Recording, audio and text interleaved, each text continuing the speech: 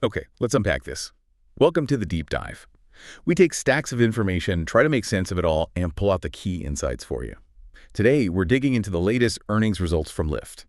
A company lots of us use pretty regularly. After, years of questions about their path to profit, have they actually turned a corner?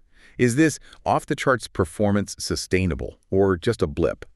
Our mission today is really to cut through the financial jargon from their Q2 2025 report. What's actually behind these numbers?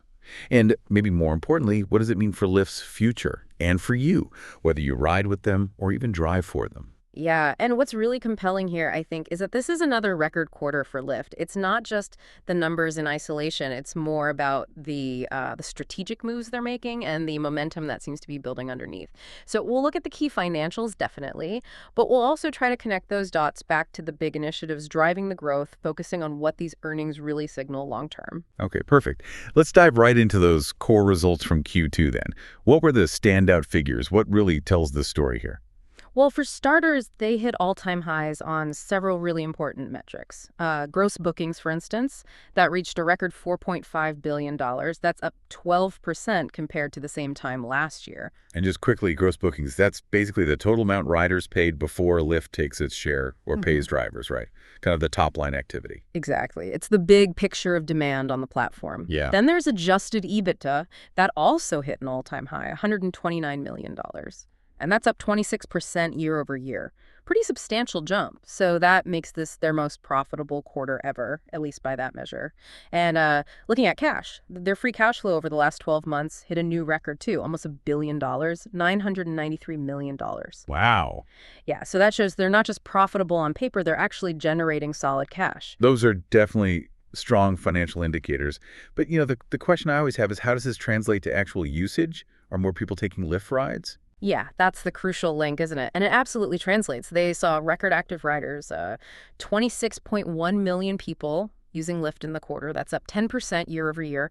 And those riders took a record number of rides, nearly 235 million. 234.8 million to be precise. Okay. And get this is their ninth straight quarter of double-digit growth year over year in rides. So that shows really consistent demand, People keep coming back. They also reported total revenue of $1.6 billion, up 11%, and net income actual profit jumped significantly, $40.3 million compared to just $5 million last year. And that stock buyback you mentioned earlier, they actually started repurchasing their own shares. That feels like a big step for them. What's the thinking there, especially now? It is a big step. They bought back $200 million worth in Q2, first time ever reducing their share count, and they plan to do another $300 million by next May, so $500 million total. It signals a few things. One, huge confidence from management in their financial health. Two, they likely think their stock is undervalued right now. It's a shift, really, moving from just pure growth focus to actually returning value to shareholders. It's what you see from more mature, profitable companies. So it suggests they believe they're on solid ground. Right. It signals a certain maturity. Okay, so the numbers look solid. The confidence seems high. What's actually fueling this? What are the strategic engines behind this growth we're seeing in the earnings? Well, a huge piece of it is their focus on partnerships. It's become a really deliberate strategy. These aren't just one-offs. They're designed to bring in new riders, make the experience better for current ones, build loyalty, and just drive more rides overall. Just look at Q2, over 50 million rides were linked to a partner. That's up more than 25% from last year. It's a massive channel for them. 50 million rides just from partners. Okay, can you give some examples? What makes these partnerships work so well? Sure. The Chase Sapphire Reserve one is still going strong. They call it a gold standard. Over 1 million riders have linked accounts for bonus points and Lyft credit. It's clever because it embeds Lyft into how people manage their money and rewards, making it kind of a default choice. Right, it becomes part of their existing habits. Exactly. And they've supercharged, as they put it, the benefits with Alaska Airlines, more miles per ride now. But the really interesting new one is with United Airlines. Huge loyalty program, Mileage Plus. Soon, members will earn miles on all Lyft rides, not just to the airport. That fully launches later this year. But the idea is to tap into that massive travel ecosystem. Okay, so not just airport runs, but everyday rides too. Right. It makes Lyft part of the whole travel planning process for potentially millions of people. The financial impact, they expect more in 2026, but it's a big strategic play. Oh, and the DoorDash partnership is apparently doing really well too. Strong growth there. So it's about integrating into travel and daily routines. Makes sense. So it's way beyond just A to B. It's embedding Lyft into spending, travel, daily life. Okay, what about the futuristic stuff? Autonomous vehicles, AVs. How does that fit into their strategy and, I guess, their future earnings picture? Yeah, the AV piece is fascinating. They see themselves playing a key role, but maybe not how everyone imagines. They're going for a hybrid approach, AVs working alongside human drivers. They think that's crucial to handle demand peaks and valleys efficiently. So they're expanding partnerships globally. This is definitely a long-term investment, something that could fundamentally change their costs and earnings way down the line, but it requires significant upfront capital. So multiple bets on the AZ front. Exactly, like working with Baidu in Europe, Germany, the UK deploying their Apollo Go AVs in 2026. Baidu brings that deep AI expertise needed for complex environments. Then there's Benteler Mobility for purpose-built autonomous shuttles here in the US, maybe starting late 2026, targeting airports and cities. Different vehicle, different use case. So tackling it from different angles. Right. And they still have the May Mobility launch happening in Atlanta this summer. Each partnership has its own tech, its own regulatory path. It's complex, and profitability from AVs is definitely not a short-term thing. Yeah. And FlexDrive, their fleet management system that plays into this somehow. It plays a huge role. FlexDrive is their subsidiary. It manages vehicle fleets and apparently has a really high, like 90% utilization rate. For AVs, it's going to be essential. Think of it as the control center, tracking location, charge levels, maintenance needs, dispatching them effectively. Minimizing downtime for these expensive AVs is absolutely critical to making them profitable. FlexDrive is the key to managing that operational efficiency and maximizing revenue from them. Okay, got it. So beyond the big partnerships in the future tech, let's get into the core marketplace. What are they doing day to day for drivers and riders? Because those things often show up fastest in the quarterly numbers, right? Absolutely. And driver success is still a core focus. They keep highlighting that they're the only platform guaranteeing drivers earn at least 70% of rider payments each week after external fees. And it seems to be working as a differentiator. Their latest survey showed a big preference gap, like 29 points over their main competitor among drivers who use both apps. That's their highest score in years. Interesting. And that focus translates directly into driver supply. Driver hours on Lyft hit another all-time high in Q2. More drivers available means they can meet demand better, which helps the top line. That driver guarantee is a strong talking point. Okay, what about riders? Any new things driving those record rider numbers? Definitely. Lyft Silver, their sort of value tier offering, seems to be doing really well. They said nearly 1 in 5 users are actually new to Lyft entirely. Oh, wow. So bringing in new customers. Yeah, and rides on Silver more than doubled since May. Plus, it has an 80% retention rate, which suggests people try it and stick with it. That means sustained ridership, more predictable revenue. They also launched a new Lyft Business Rewards program. It lets business travelers automatically earn Lyft cash and partner points like airline miles on their work rides. And business travelers probably spend more. Exactly. They're about 4 times more likely to choose premium rides. And the program is free, unlike some competitor offerings, so it's a smart way to attract and keep high-value riders, boosting the average fare.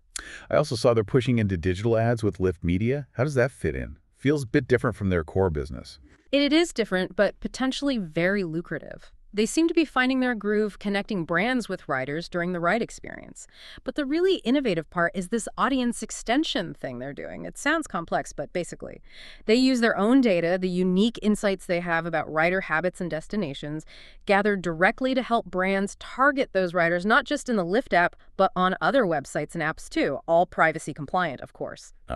Leveraging their user data beyond their own app. Right. They call it one of their superpowers for new growth. It creates a whole new revenue stream that isn't directly tied to ride volume. They gave the Sephora example, running a campaign that led to a 4x increase in Lyft rides to Sephora stores. It shows how they can connect the digital ad to a physical action, which is really valuable for advertisers. It proves Lyft Media can drive actual sales, adding directly to Lyft's own bottom line. Okay, so multiple layers driving growth. Yeah. So stepping back, what does all this mean for the bigger picture, their long-term earnings potential? How big can Lyft actually get? That total addressable market, or TAM, question. Well, the FreeNow acquisition, which just closed end of July, is huge for that. It basically almost doubles their TAM. We're talking over 300 billion personal vehicle trips a year globally that they could potentially capture now. FreeNow brings taxis, car sharing, bikes, scooters across Europe mainly. It transforms Lyft into a truly global platform, operating across 4 continents, nearly 1,000 cities. They also expanded across Canada and launched in Puerto Rico. So huge expansion in reach. That really changes the scale. Definitely. It diversifies where their revenue comes from, reduces risk. But even just within the US, they believe there's massive room to grow in markets that aren't saturated yet. They estimate about two-thirds of the 161 billion annual personal car trips in the US are in these kinds of areas. And they're seeing strong growth there. Places like Indianapolis, Nashville, Milwaukee saw driver hours and rides jump over 20% in Q2. So the main competitor isn't just Uber, it's people just driving themselves. That's what they say. Inertia and your couch. Rideshare still only captures a tiny fraction, low single digits, of all personal trips, so the potential runway for growth and earnings growth is still enormous if they can convert more of those trips. Okay, looking ahead then, Q2 was strong. What's the outlook for Q3 and beyond based on this momentum? For Q3, they're guiding for continued solid growth, rides growth in the mid-teens year over year. Gross bookings projected between $4.65 and $4.8 billion, which is up 13% to 17%. And adjusted EBITDA expected between $125 and $145 million. And that Q3 forecast already includes some impact from FreeNow. Yes, it includes 2 months of FreeNow's results, so we're immediately seeing that acquisition factor into their guidance. They also mentioned focusing on summer travel and back-to-school pushes, which are usually strong periods for them. Overall, they sound very confident. They reiterated they're on track for their long-term targets, leadership saying they've never been in a better position. That confidence seems built on the core business strength, the partnerships, the AV strategy, and these new revenue streams like media. Well, that was quite the deep dive into Lyft's Q2.